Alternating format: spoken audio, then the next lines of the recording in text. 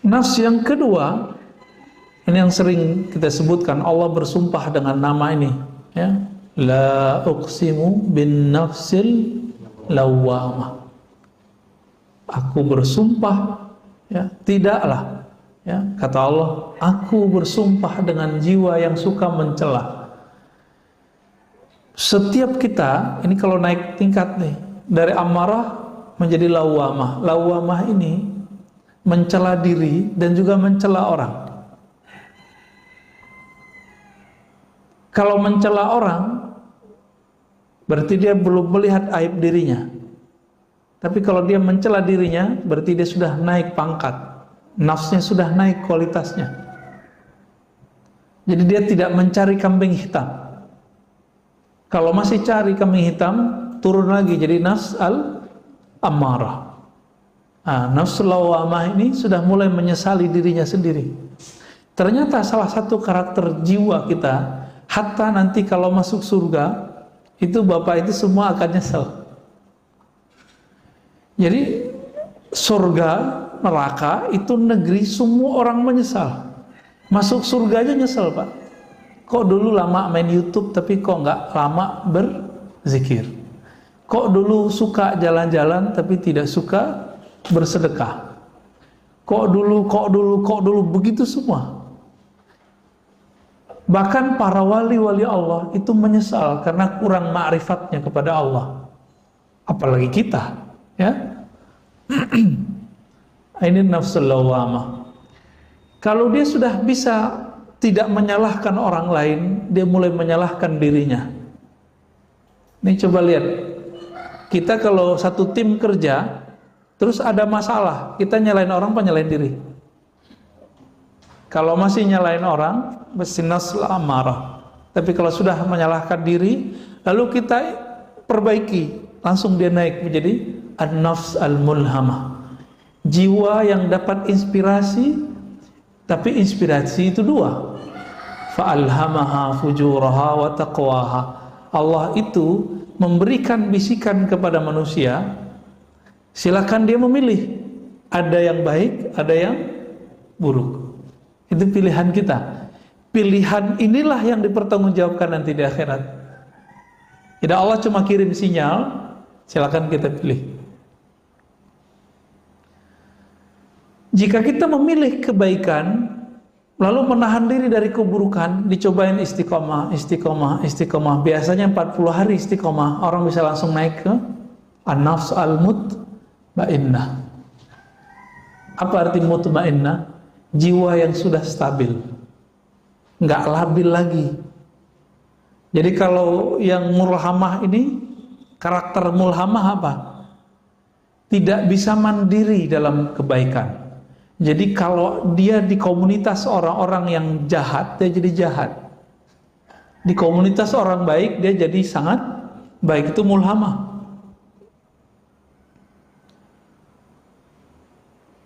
Kalau sudah bisa mandiri, istiqomah, dia sendiri, dia rame, karakternya tidak berubah. Dia tetap cenderung kepada yang baik. Berarti dia sudah naik menjadi mutmainnah. Nah, silakan dicek, Pak. Diri kita, badan kita, pikiran kita udah masuk kemana nih? Ya. Kalau nggak ada orang di rumah, sholatnya selama ketika ada orang nggak? Ketika sholat sunat di rumah, itu sebanyak sholat sunat di masjid nggak? Gitu. Karena apa? Ketika orang itu sudah mandiri secara rohani, maka dia tidak bergantung dengan pengawasan orang. Yang dia butuhkan adalah merasa diawasi oleh Allah Subhanahu wa ta'ala. Apa jalan pintas dari nafs ammarah biar langsung ke mutmainnah? Jalan pintasnya cuma satu. Ini yang dikatakan dalam surat Ar-Ra'd ayat 28 yang sering kita baca. Ala bidzikrillah tatma'innul qulub. Ketahuilah, hanya dengan menyebut nama Allah, kita tambahkan sebanyak-banyaknya, maka dia bisa langsung naik ke menjadi mutmainnah.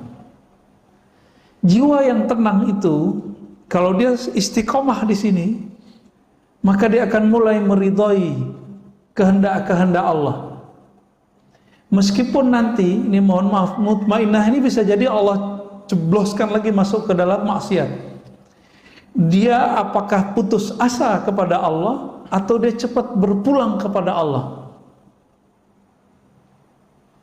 Dijebak salah. Apakah dia masih menyalahkan orang atau kemudian dia menyalahkan dirinya sendiri lalu memperbaikinya? Ini nafsu mutmainnah itu masih diuji, Pak. Masih diuji. Maka level Nabi pun diuji. Nabi Yusuf itu pernah bercermin.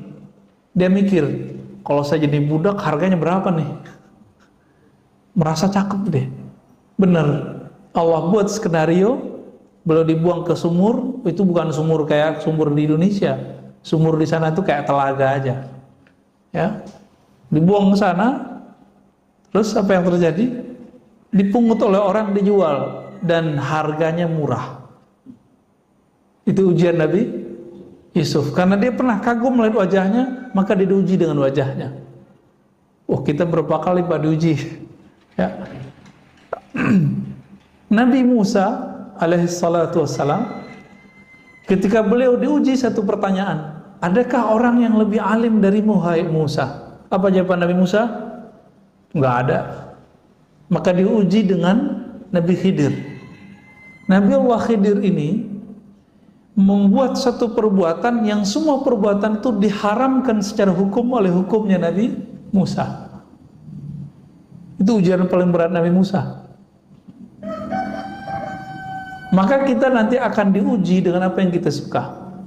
Nabi Ibrahim itu setelah punya anak, beliau kemudian merasa lega, oh alhamdulillah punya anak. Tiduran nih Pak.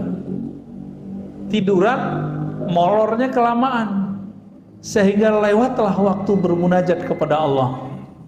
Disitulah kemudian Allah datang dan memberikan wahyu, anakmu sembelih. Dia nggak percaya, wah kayaknya halu nih ya.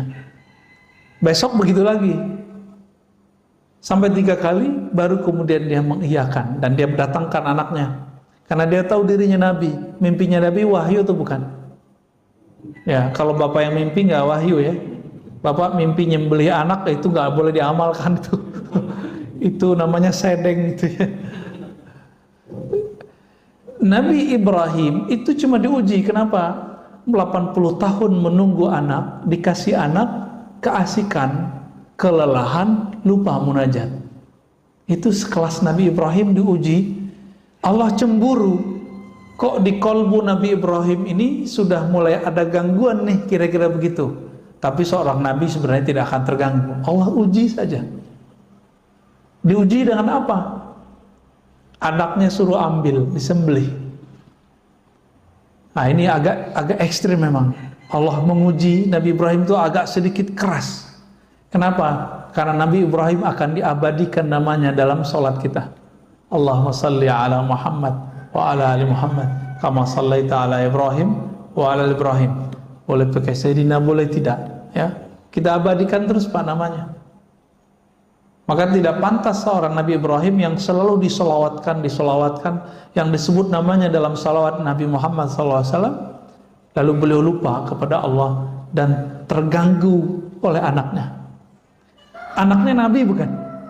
Ternyata anaknya Nabi. Semua anaknya Nabi Ibrahim itu Nabi. Saya pernah cerita di beberapa tempat, atau baru satu tempat ya.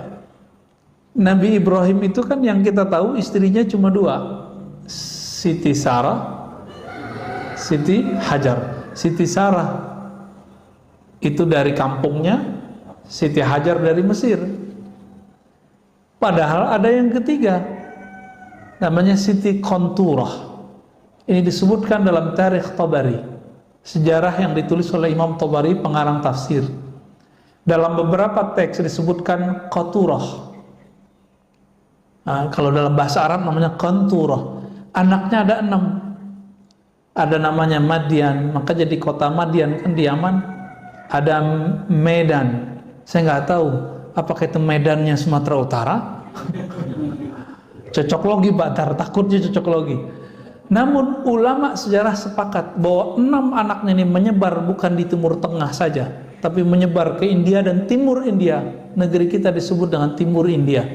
Oleh orang Belanda dulu disebut dengan Hindia Timur, benar nggak? Semua anak-anaknya Nabi Nuh dulu itu nama anaknya menjadi nama wilayah dan kota di Timur Tengah. Begitu juga semua nama anak-anak Nabi Ibrahim yang 6 itu hampir semuanya menjadi nama kota. Jadi saya bukan cocok logi, ya, itu benar bahwa ada keturunan Nabi Ibrahim yang sampai ke negeri kita. Maka negeri kita ada yang disebut Medan, Maidan bahasa Arabnya. Di Arab sana juga ada Al-Maidan. Ya barangkali beliau hijrah, kan orang dulu berjalan kemana-mana. Bukan cocok logi juga ketika orang-orang Brahmana menyebut pemimpinnya dengan Brahmana. Jadi ahli sejarah, pakar genealogi namanya, itu mencoba melihat Brahmana ini kan bahasa Sanskerta, ya, bahasa Sanskerta Pak. Itu ulama kita ahli sejarah beda pendapat mana yang lebih tua. Bahasa Aramaik, Aramaik itu induknya bahasa Arab, induknya bahasa Ibrani. Itu Timur Tengah. Mana yang lebih tua bahasa Aramaik? Aramaik yang dulu dipakai oleh Nabi Idris, Nabi Nuh, Nabi Adam alaihissalatu wassalam. Sedangkan di India orang pakai bahasa Sanskerta. Tapi kebanyakan ahli sejarah mengatakan bahasa Sanskerta berasal juga dari Aramaik. Wallahu ta'ala alam. Ini masih satu rumpun. Walaupun sebagian orang mengatakan itu bahasa tertua. Dan bahasa kita banyak yang dari sana juga Pak. Banyak dari sana. Ya. Dulu sebelum negeri kini ada negeri Melayu, ya, kerajaan-kerajaan Melayu, kerajaan Majapahit, Sriwijaya. Tulisan-tulisan yang ada di prasasti itu kan tulisannya tulisan Palawa. Tulisan Palawa Pak. Bahasanya Melayu. Udah bercampur, kalau di Jawa ada Kawi, ya, ada tulisan Hanacaraka, semuanya pengaruh dari sana. Maka ini besar kemungkinan memang itu namanya Sayyidah atau Siti Kontura. Itu melahirkan Bani Jawi, jika benar ungkapan ini, ya. Jadi kita beruntung juga Pak. Tapi hidungnya pesek-pesek ya. Ya emang begitu. Udah iklimnya kali, wallahu a'lam. Dan yang paling mengejutkan, saya udah sering menyebutkan, zuriat Nabi terbanyak sekarang itu di negeri kita. Keturunan Rasulullah paling banyak sekarang di negeri kita. Baik keturunan Hasan ataupun keturunan Husain. Yang rapih pembukuannya itu keturunan Husain. Ada di jalan apa nih? Jalan besar depan ini apa namanya? Cimatubang. Itu ada Robitoh Alawiyah. Itu Husain, Pak. Nggak mesti Syiah loh ya. Itu kalau ada orang ngaku Habib, harus keluar suratnya dari sono bahwa dia benar nasabnya kepada Rasulullah dengan jalur Husain. Tapi kalau jalur Hasan banyak yang tidak tertulis karena Sayyidina Hasan punya anak banyak sekali. Ya. Di Sumatera Barat dulu ada gelarnya Siti Nurbaya, itu kan gelar untuk keturunan Rasulullah Pak di sana. Siti. Di Makassar ada Andi. Di kita di sini di Pulau Jawa ada Raden, ya, Ajengan, apalagi Gus. Maka jangan sembarangan Pak ngasih nama gelar Gus, ya. Gus itu keturunan kiai, kebanyakan kiai di Jawa itu campuran nikah dengan zuriat Rasulullah Sallallahu Alaihi Wasallam. Jadi jangan sembarangan ngasih nama Gus. Walaupun saya punya 1000 pesantren, saya nggak punya hak Pak. Kalau bapak saya, mbah saya bukan kiai, sama. Walaupun jenggot saya panjang, sorban saya tebal, pakai gamis kemana-mana, tidak akan berhak dipanggil Habib. Tapi jangan sedih dulu. Habib itu kan dua. Ada Habib jisim jasmani nasab, ada Habib ruhani. Siapa Habib rohani? Orang-orang yang mewarisi ma'rifatullah yang ada di qalbu Nabi. Nah, itu yang asli, Pak. Mereka ini nanti yang menjadi keluarga Nabi yang sebenar-benarnya. Nanti para habaib akan kaget-kaget tuh kalau Bapak ini sebagian dari mereka, bagian dari orang-orang yang mewarisi ma'rifatullah di qalbunya. Itu para habaib nanti bingung. Loh, hidungnya pesek-pesek begini kok bisa jadi pengikut Rasulullah? Kok bisa bersama Rasulullah Sallallahu Alaihi Wasallam? Ya, jadi para habaib sendiri PR-nya sama dengan kita, harus menemukan dirinya. Apakah dirinya pewaris ilmu itu atau tidak? Jadi yang antum yang masih keturunan-keturunan Rasulullah, ya bersyukur, tapi PR-nya lebih banyak. Harus betul-betul seiringan tuh nasab jasadnya dengan nasab rohaninya. Ya,